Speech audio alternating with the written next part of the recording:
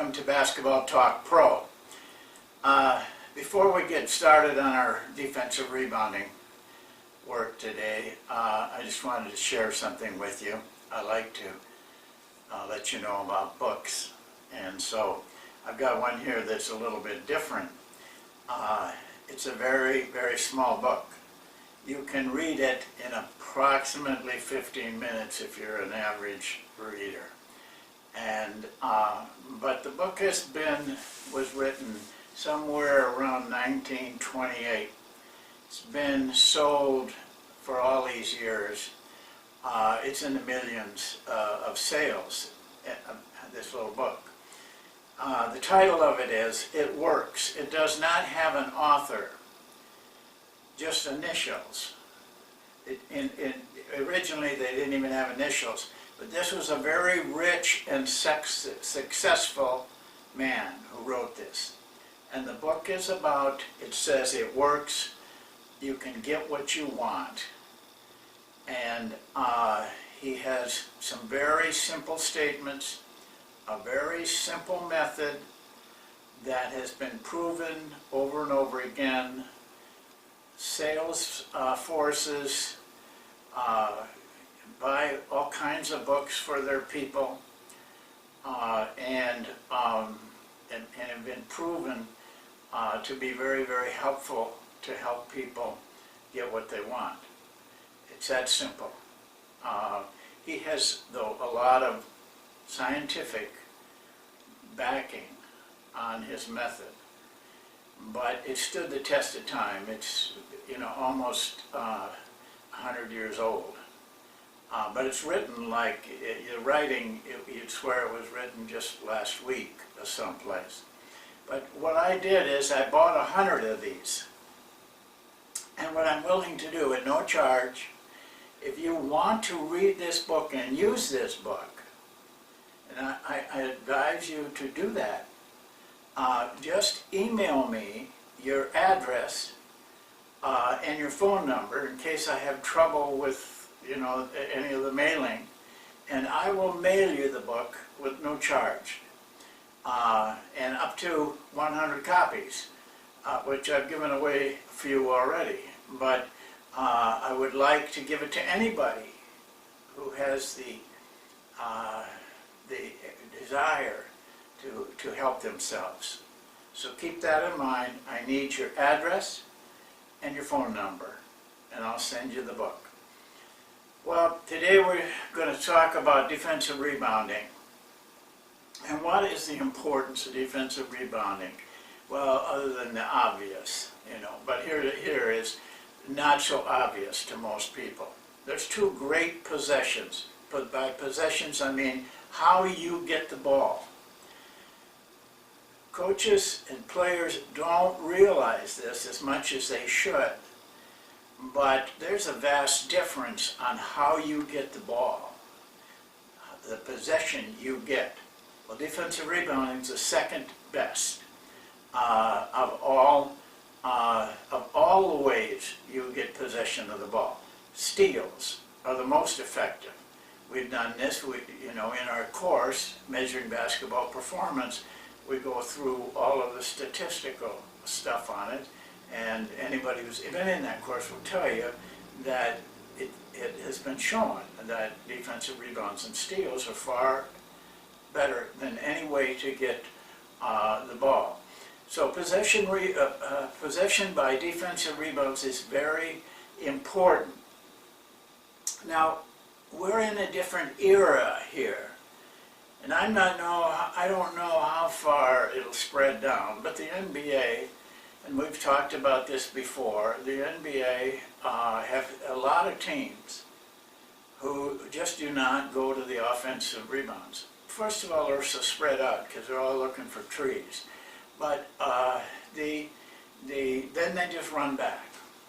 So they literally are giving us, on defense, the best possession, the second best possession that we could get the ball.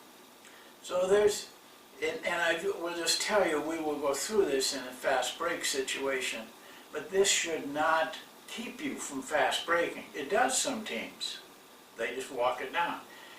the most effective part of fast break basketball is that period when you don't get a shot on the break or turn it over, and you go into, in our case, the Monk offense, but in the other teams is letting the players play on their own. They're much more effective. So you're not missing anything when you get a defensive rebound. In fact, the way they play, you can get the ball out the floor much farther on your first pass. And they still, even though they've run back already, they're not ready. So because they don't know where their man is, there's a lot of chaos at that point. So you can still fast break against them. But I wanted to bring that out. Now, not all teams are like that. Some teams do go to the offensive rebound. So you have to take that into consideration as we talk today. Assume they're going to go to the offensive boards. That way you're ready. If they don't, it's no big thing. You're going to get the rebound. They're going to just give you their second best possession. Well, there are really three phases that we go through. And I want to go to the little yellow pad here at this time, and I want to go through that, and that'll take us right in to the rebounding drill. But before I do that, I want you to hear from me. There are 4 principles that we try to teach in defensive rebounding, offensive rebounding too. And I want you to hear them right now. You can come back if you don't get all of them and listen again and make sure you get them and write them down. One of the things that we teach our players very diligently is this. When the shot goes up, and you're on the defensive end in this case, we don't want you to turn and look at the basket. We want you to turn and follow the flight of the ball. I gave you a story about a remarkable catch in baseball and what went on. Well, he took one look at the ball and ran to a spot. But we don't have that long of a time. You have to follow the flight of the ball, and the reason you follow the flight of the ball is just like Griffey in that catch. His brain and his body told him where to go, almost at the crack of the bat. We do the same thing. We watch the flight of the ball. It will tell you where it's going to come off. You don't have to think about this. Don't think about it. Just follow the flight of the ball and let your body take you. It will give you approximately a step, like a center fielder in baseball. Now, we are concerned more about position while they're watching for the flight of the ball than anything else. The position we want, I will show you in a minute on the yellow pad. But envision yourself like a shortstop with nobody on base. Shortstops play deep. It's an angle. That way they have more range. We do the same thing in rebounding. We don't want you to get too tight to the basket. We'll talk about that position in a little bit. But that's the second thing that we want our defensive players, in this case, to watch for and to do. Now, it's a little different if you're a perimeter player or a player down around the basket. But we don't know. You could all be perimeter players, and you can all be under the basket players. Just depends on where your man is when that shot goes up. That position will be a little bit different if you're a perimeter player versus whether you're a down the floor baseline more player. The third principle is all 5 players rebound. This is a major principle. Your guards can rebound. They do not have to come out of the game at the end of the game with 1 or 2 rebounds. They can easily get 5, 6 a game if they play the right position and go for the ball. So we want to make it very clear that we have 5 players going defensively, going for the ball. And the last principle is you go get the ball. That's what it's about. It isn't about anything else. You got to go get the ball. We do not block out, because when you block out, you don't go get the ball. All you're doing is keeping some man from getting it. I don't care about that. I want you to get the ball. That's our goal, is to get a hold of the ball. When I was just beginning my college coaching career, I think it was about my 2nd year, I went to a clinic in Bemidji, Minnesota. It was a very small clinic. Not a lot of people there, hardly no media, but there was one man there. John Wooden was there. He spoke. He actually took that clinic because he wanted to go to some place where he didn't have all the hoopla. He was in about his 4th or 5th championship. It was funny how he handled everything. Never seen anybody do this before. His first 30 minutes was spent on the pyramid. I've never heard him talk, never talked to him. He didn't talk about the pyramid. And then he went into some of the things they played. Just very calmly, in one of the things on defense, he said to the clinic people, we don't block out. We go get the ball. That was his words. That's all he said. It was firm. It was definite. There was no doubt about what he was saying. There was no question. By the way, he also said in that same session, we don't take charges. That surprised a lot of people. He didn't think it was valuable because the offense always gets the call anyway. A lot of people get hurt, and he just didn't do it. And it was about the same thing. He just threw that in there. We don't take charges. We go for block shots. Those 2 things changed my whole thinking. I drove home that next day, a long ride. That's all I could think about was those 2 things, but mainly about the blocking out. Because like everybody else, up to the present day, been told to block out. More and more coaches, though, I see, are moving away from that and going more to what Wooden proclaimed many, many years ago. And so it was a big transformation for me. But I will tell you this, from that day on, the length of my career, all kinds of teams, I've never had a team out-rebounded for the season. A game or 2, maybe more, but for the season, we've always out-rebounded our opponents using this theory that we saw there. Well, now, I'd like to go to the yellow pad and show you a few things on a drill, and then that will be it. And then next time we'll go over the film work. So bear with me a second while we go to the board. Okay, this is one of these deals where you'll only see my hand.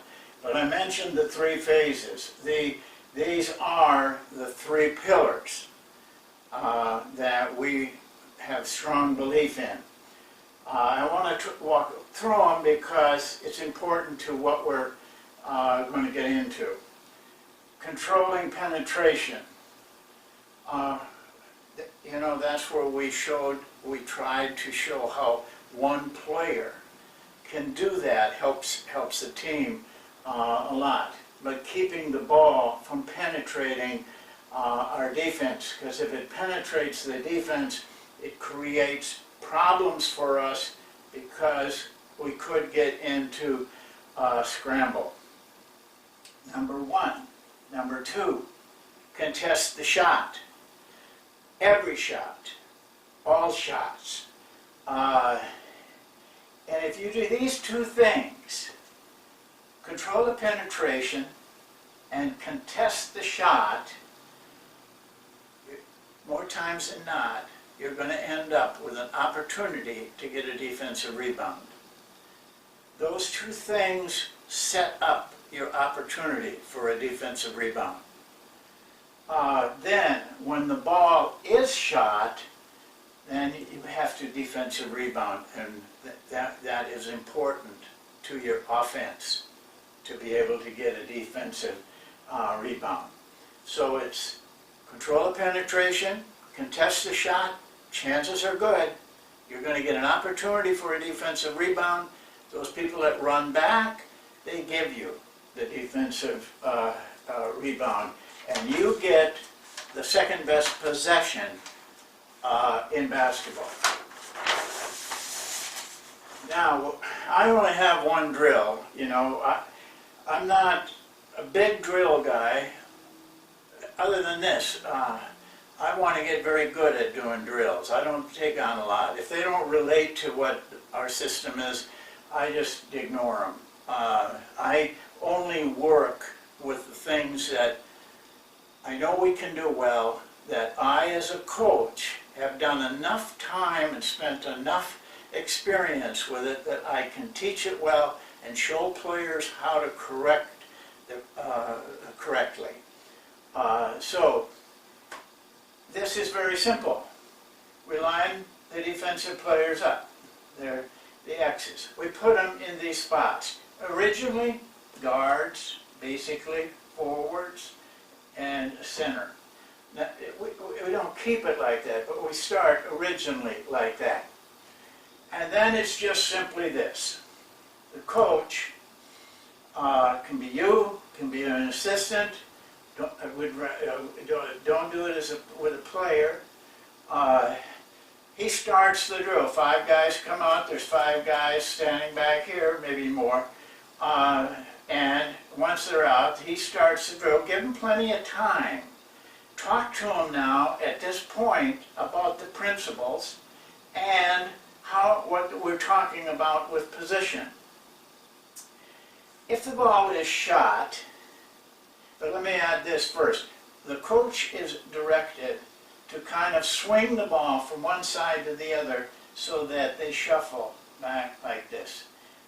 Just to make it a little bit realistic, like a game. Now, when the shot goes up, the position we're talking about, if this is the basket up here, we don't want players in tight on the basket. Remember, you're a shortstop. You can't play, in center field and play shortstop, but you can play a distance from the basket.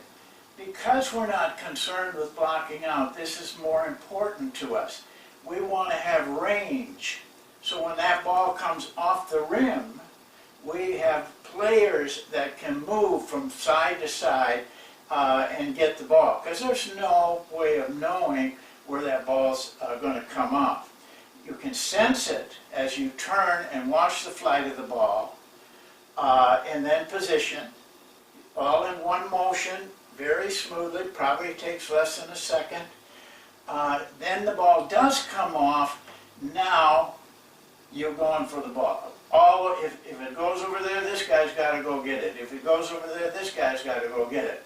Your perimeter players should work to a position around the free throw line while the ball is in flight, and they too are watching the flight of the ball. The ball comes off, they go to the ball. Sometimes it'll bounce out here, and now you got a great fast break. But if not, we want them scrambling with these other guys for the ball. That comes first, then the fast break comes. this is all we do at the beginning. In a film, I'm sure we got one where I show the very beginning, the very first day of practice, how we're going to rebound. But now that I've told them the principles, showed them this, now the work starts of correcting and getting them to do it. They tend to want to leak out a little bit. You got to get over that right away. You know, so the work is after the fact. But we run this drill almost every day. We've got some little things I'll show you that we change it up on. Now, after about the second or third day, we just run this to start the fast break drill. Rebound first, a good rebound drill. They get the ball, then they fast break and run into transition is a general term. My term is they run into the monk offense. That's the third element for us in our system of play. Now, what we can do is rearrange these players, and we do that. Okay? We might say, hey Jim, you go take John's place. John, come over here. You know, Harry, you go up here, and Mary, you go back there. That's how we started. Now, once we are pretty good at this, then we move to this little drill, and I'm sure you can see it, but I can maybe show you just as well on the board. But the coach now passes to one of these top guys. He passes back, and on that pass back, they exchange positions here, like that. Now, and then the coach can shoot while they're doing that. That's okay. Or he can pass over here. Guy passes back, and they exchange. Now, these guys stay the same. The only person who doesn't move is the middle guy, and we have to get him in over here every once in a while to make it move. Now, you can do this 2 or 3 times, and you get those players all over the place. Then the shot goes up. Now you might have your 2 guards underneath the basket and your 2 forwards outside.